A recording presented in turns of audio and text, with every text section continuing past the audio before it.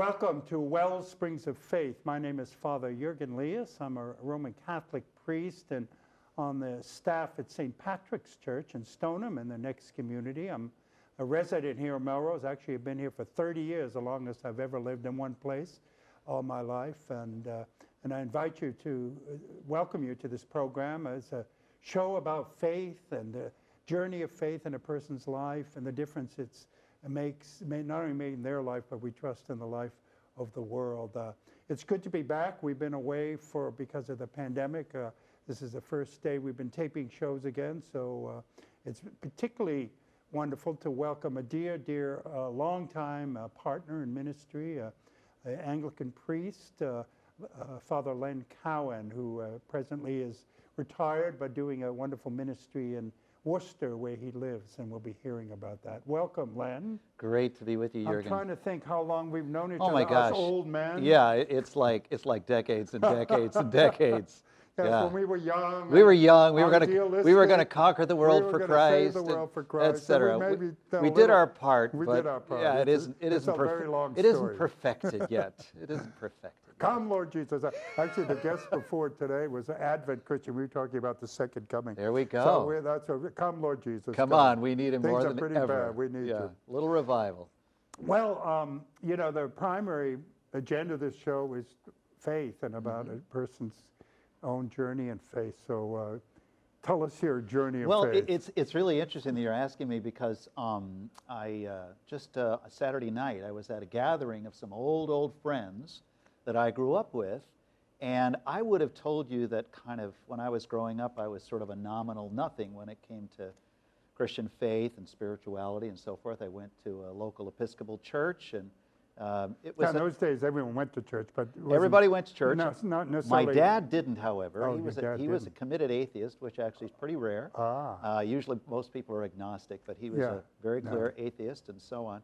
There was a period of time when that pastor of that Episcopal church said that children couldn't come to Sunday school unless both parents came. Really? And my mother said, my husband is never going to come to church, so she started her own Sunday school, and then eventually the pastor came hat in hand to say, I think I'll change my mind on that. He didn't want to rival Sunday school. But in any event, I met with these friends of mine, and they said they had no surprise at all that I went into becoming a Christian, a committed Christian, a pastor. I mean, these kids go back to your childhood. Yeah, go back to my childhood. In fact, I had a conversation, pretty deep conversation, with a guy who grew up as a Christian Scientist and went into the military chaplainship. There was kind of a moral question about supporting the military and bombing, et cetera. He got out after 3 years. He was during the Vietnam War was when he was in. But he said, oh yeah, he said, you are always spiritual. You are always, I knew that there was something spiritual about you. And that also made sense out of the fact that when I was young in the house I grew up in, I had terrible, horrible nightmare dreams, leering faces at me. It was as if they were trying to kill me. And as I reflect on that now, given those comments and so on, it may well be possible that those were demonic forces that were harassing. Did you think of yourself as spiritual as a kid? No. I mean, did you recognize this kid? No. I mean, as I put it together now, I think, yes, I always had something interesting about Jesus. When I was in prep school, being away at school, I wanted to be part of the kind of chaplains group. It was nice and friendly, and we had communion every once in a while. But it wasn't until I got to college, and the college I went to was Trinity in Hartford, which at that time was a party school. And I went there to do party and to do theater, and nothing having to do with anything Christian. And lo and behold, some of the people in the tech crew were committed Christians and began to talk and so on in theater. And one night, prior to the start of a particular show that I was acting in, we had a huge argument about Christianity. And all of that was broadcast, because I'm not sure your viewers are aware that when you're doing a play semi-professionally, there are microphones around the theater so that you can tell backstage where they are in the play, so you can be ready for your entrance. So this was broadcast all the way down into the green room, the dress. No. So I had this argument, and I lost miserably. I told them the Bible was full of shall we say, whatever word I used, they asked, have you ever read it? To which I said, well, no, I haven't. But you do know it's full of it. It's full of it. And so on. I had all these bromides, these kind of secular bromides that I tossed at them. They weren't offended, and they were engaging. Wow. And then at the end of our conversation, they said, well, if we got you a Bible, would you read it? To which I said, well, perhaps, some kind of non-committal thing. But anyway, it was shortly thereafter, I was in a suite in a tall dorm room, and this Bible appeared outside my door, and I do remember thinking, this is from God. I mean, I knew it had been delivered by these people, but I felt as if this was something from God. Something more. So I took it, and I had been advised to start reading in the Gospel of John. So I started reading, and I would tell them, yes, I'm reading your book.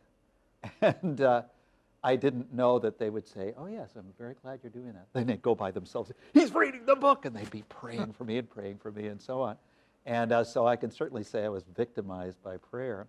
But I remember there was one point where I read the story of Jesus coming out, walking on the water, and the disciples were frightened when he came. It was a storm, et cetera, et cetera. And then John says that when he got into the boat, immediately the wind ceased, and they got where they were going, where they were supposed to go. And I remember going to these people and saying, now, I don't know anything about the Bible, but I'm wondering if, given what I've read thus far, if I were to invite Jesus into my boat, I wonder if there might be a calming, because I was dealing with that same kind of anxiety all the way through my life, ever since a child, just hyper anxious and so forth. There was a whole bunch of other stuff associated with that. So anyway, I asked them if it were possible, and also if I might get to where I was really supposed to be going, because I was a good student, successful, I was popular, I was living with a woman that I was not engaged with, but we were pretty serious, even though I had a whole homosexuality thing that was kicking around and so on. But in any event, it did seem as if that made sense to me. So I asked them, is that okay? And they said, yeah, that could be an application. Then they went and prayed, et cetera. And so it wasn't shortly thereafter that I went to church with them, to a Presbyterian church, that, by the way, had a Madonna of Prague in the entryway, and they were charismatic, so they were kind of all over the map. They were Protestant. They were somewhat, quote-unquote, Catholic in their spirituality, and they were charismatic in their expression. And I decided to say to Jesus, come in. And my life has never been the same since. And indeed, a lot of that anxiety was calmed, but of course, it didn't go away. But I now had a power and a presence inside of me that really changed everything. What really happened, I suppose, was that I was given grace to begin to deal with the things that I needed to deal with. For example, that homosexuality piece.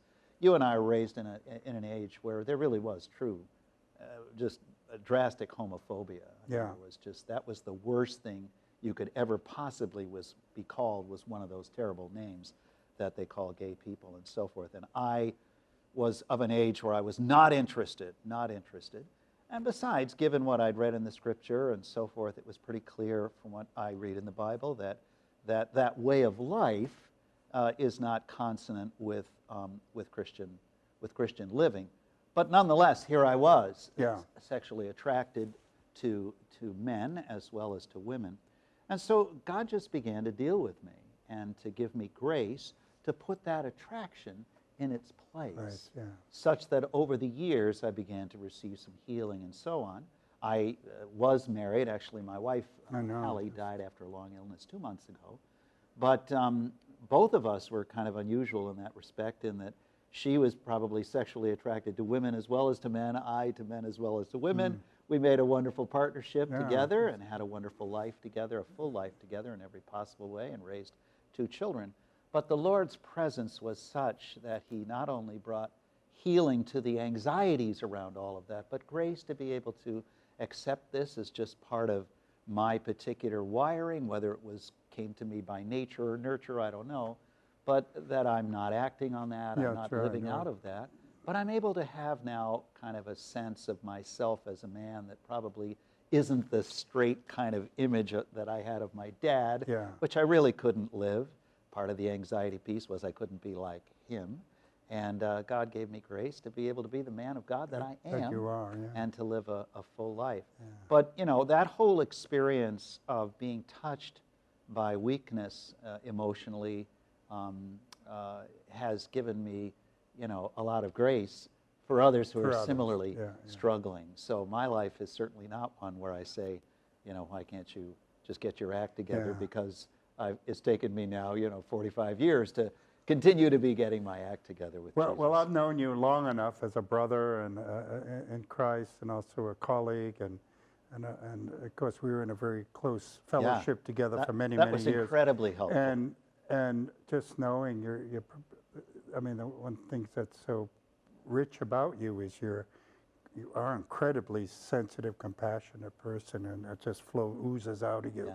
The mercies and love and affection of God. I mean, some of that came from my parents. My parents were incredibly gracious and kind people. Our home was a home where members of our family who had particularly difficulties, perhaps divorce or some type of, you know, going on the outs. Both of my parents' brothers disowned their own sons, but those sons were always welcome with us.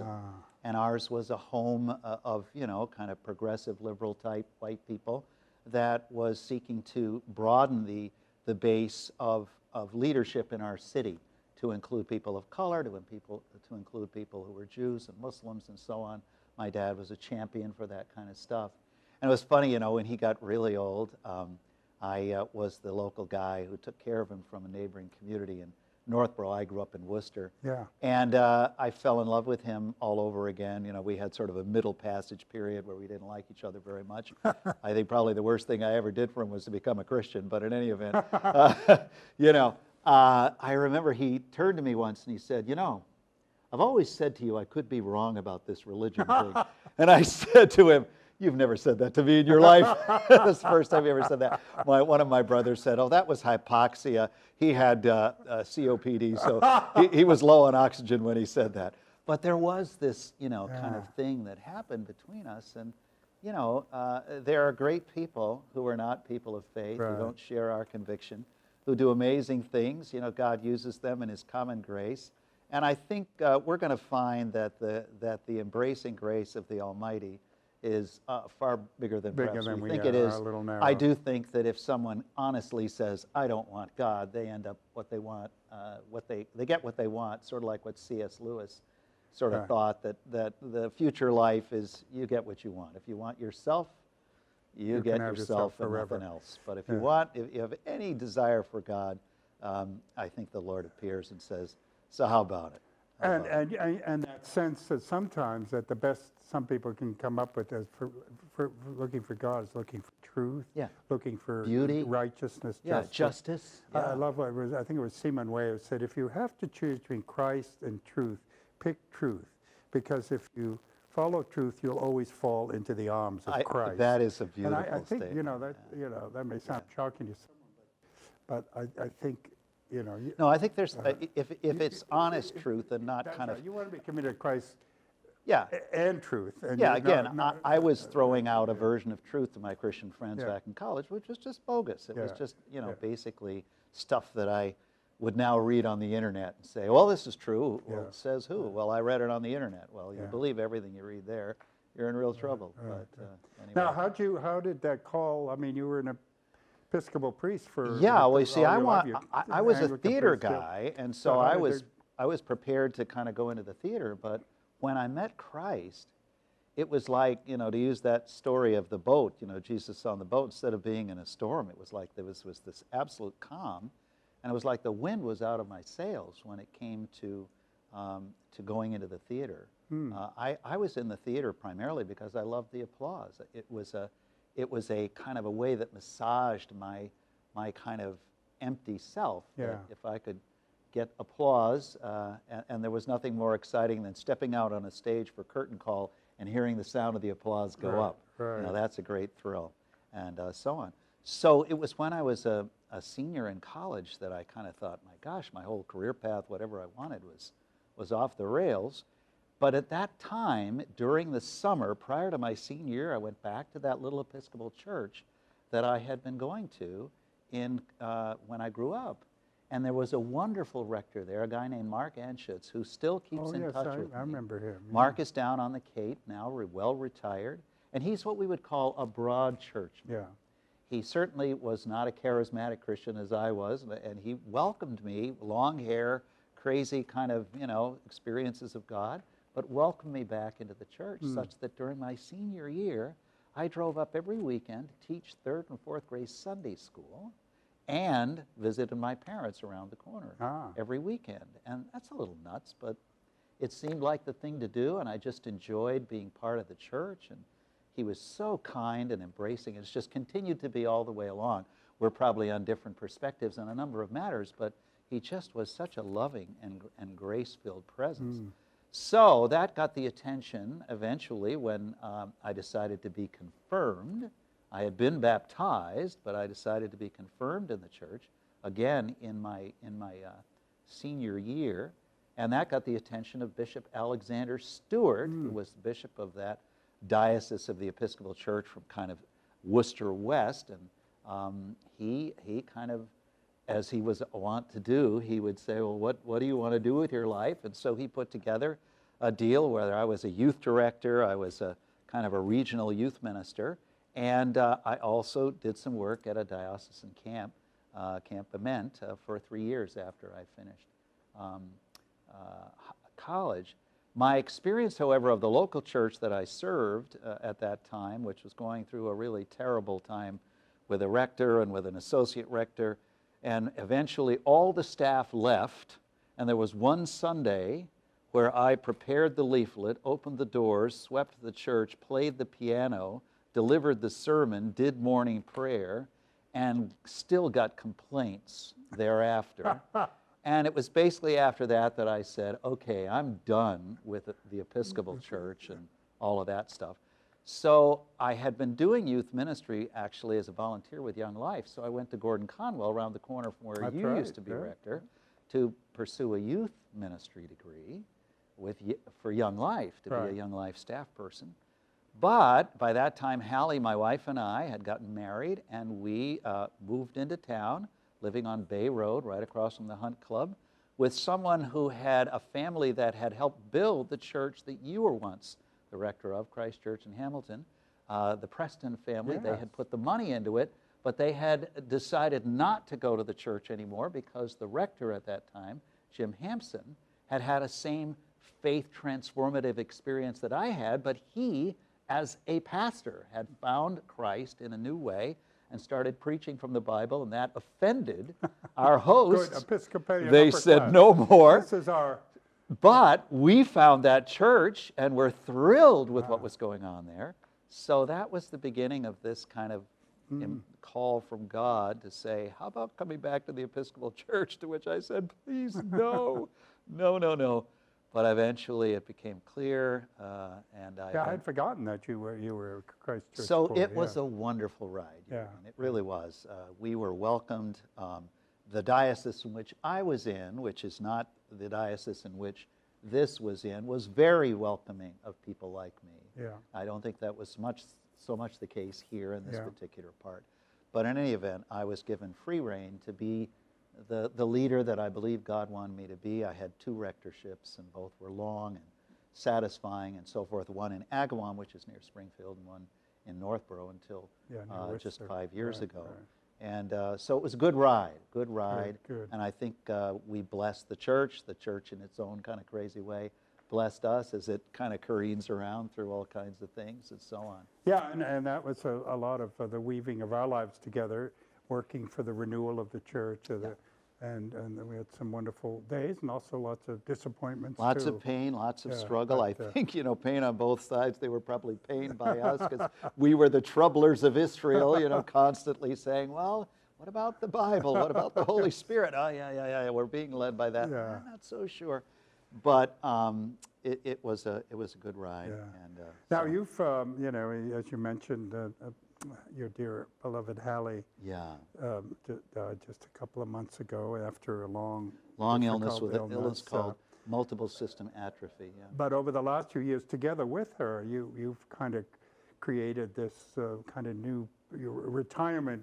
When I retired, my project was to become a Catholic, and God willing, and the Pope willing, a Catholic priest, which has happened. Yes. But, you had this vision of about this kind of vision of just a contemplative place in the middle of the city. Yeah, well, that started actually with Hallie. Hallie, she was pastor's wife until about mid-30s, and then she was invited to rejoin a ministry that she had pursued before we got married with the InterVarsity Christian Fellowship, which is a interdenominational college ministry that seeks to encourage Christian students on secular campuses primarily, at least when we started. And so she was on staff, and then over the course of time, she began to sense a call from God to pursue a deeper ministry as a spiritual director. So she went to a Roman Catholic center in the Archdiocese of Hartford and got trained as a spiritual director there. And during a kind of a lull in leadership, it's as if the Holy Spirit invited her to pursue this ministry in InterVarsity. And like St. Patrick in Ireland, there was no authority to kind of say, you can't do it that way. So she was used by God to help staff on InterVarsity to go deeper with Christ so that they could last longer. Because generally the track record was staff on InterVarsity came out of college, they did about 5 years, they'd burn out, and then they'd leave, being replaced by new recruits. It's been interesting that, you and I have been around a while to see the developments of things, and the kind of evangelical movement, which includes the charismatic renewal in the Protestant world, like you said, is sort of discovering what we call Catholic They're discovering Catholic life. And the rich spiritual traditions of and when we say Catholic, it's not to say Roman Catholic, but small c. Small c Catholic, they go way universal. back in the history of the church of meditation and prayer and contemplation. And see, during the Reformation, a lot of that stuff was thrown out. Like the monasteries turned into academies. It's as if the heart went to the head. And that's been a hallmark of Protestantism. One of the great things is great thinkers, preachers, teachers, Bible scholars, and so forth. Right. But oftentimes there's a real void in the heart. That's right. And certainly that was something that we both were pursuing just in terms of our life as well as you. But she was called by God to be engaged in helping this evangelical ministry to explore a Catholic discipline. Initially, even the term spiritual director was kind of suspect as being Catholic. Now InterVarsity has gone through a wonderful transformation. They now have ministries on Roman Catholic campuses that are basically assisting Roman Catholic colleges to evangelize and support the spiritual life of their non-Roman Catholic students and to share in chaplaincy and so on. So it's been a wonderful thing in terms of the melding of these traditions. We have more in common now than I think we ever have had before, Roman Catholic and evangelical. The evangelical that is not the political kind, but the real deeply spiritual kind that seeks to help folks to develop this life with Christ. So we noticed what was happening in her ministry and began to pursue that together in the local Episcopal Church, which was on the kind of church growth path, growing and getting bigger and bigger. But my predecessor, who you know, Bob Brandt, he died young of cancer, and that kind of just put the kibosh on that whole kind of growth pattern. And it was an invitation from God to help people who remained to go deeper with him so that they could begin to process, what about a God who would allow a young man like that with 2 children to die, and how do we process that suffering and so forth. So we began a ministry at the church of spiritual hospitality in a thing we called the Refuge, which was a place and a ministry that had retreats and quiet days and opportunities for people to come and be still with God and spiritual direction and all of the kinds of things, confession, healing prayer, soaking prayer, all of those traditions kind of brought together. And so after doing that for about 5 or 6 years, it became apparent to us that in the future, it would be good for us to pursue this out for the church at large. And so we began to inquire of God, and He seemed to give us a timetable. So I retired from that ministry at age 62, or actually 63, I guess.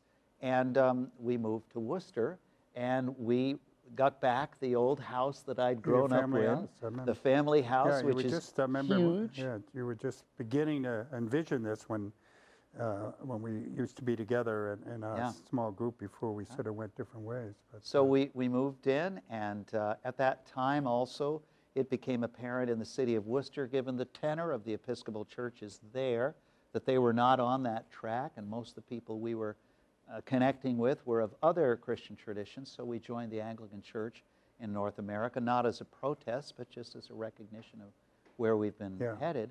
Although our home church right now, because there's no Anglican church in the community, and we believe in the local church, is an evangelical church, a wonderful church called The Journey, which is a Baptistic type of thing, and we're very comfortable there, missing a little bit of the sacrament and missing some of the more charismatic dimensions that we're comfortable with. But we're just, it was wonderful for us to do that. But Hallie got more and more ill as we went along. She'd had a long bout with neurological symptoms and then was diagnosed with this particular Parkinson-like disease that's sort of like Lou Gehrig's disease, and eventually lost the capacity to walk and then eventually to speak and to move with any great direction. But I got to tell you, Jürgen, just the life that God had led us into, a life of prayer, keeping the hours, engaging in some of those classic disciplines, has just seen us through. Yeah. So. Well, it's funny. We're unfortunately just out of time because I'd like to explore more what you, in fact, are doing. I know your house is now like a little monastery or a retreat center. The Abbey of the Way. Abbey of the Way. Abbeyoftheway.us. And I know, I see I'm wearing a black vest, but you're wearing a brown Franciscan-looking there we go. I'm the abbot, and she was the abbess. And so. But I'm on your mailing list, and you're, so I get, constantly a sense of wonderful programs you're doing, quiet days. So in a strange way, even though, I mean, you were limited to your house because of your wife's sickness. She, of course, was limited because of her sickness. Yes. And yet the house became a ministry, and the two of you carried on even with all those limitations. We were limited by COVID, but not limited in terms of what we could do for the Lord. Blessings on that continued. Maybe you can come back another time just to talk about, I mean, I think of boy, if there's one of the things we need in our culture of warring and political chaos. Political ideology will not save you. And all the, unraveling of community and all levels, to have something like a home and a spiritual home that people can come to and be nourished and loved by God in the context of community. I think that's the model for a number of different things in the 21st century. Yeah, that may be the new monasticism. That's what they've called it. As we go into the dark ages. Right? Yes, indeed. Well, blessings, my brother. Thank you, Jürgen, for the privilege of being with you. It's great to see you. We haven't seen each other in a long time, but also to kind of catch up and even learn a few pieces of your journey I didn't know about it. There you go. So I hope you've enjoyed this conversation. You can look up Abbey of the Way, correct? Abbeyoftheway.us. Okay, you can probably find it online. And then if you're interested in going out and having a day of relaxation, retreat, prayer, contemplation, hospitality, good food. Good food. Simple good food. Or online as well. Yeah, and there it is. Well, may the Lord bless you as well in your journey of faith. Thank you for joining us. God bless.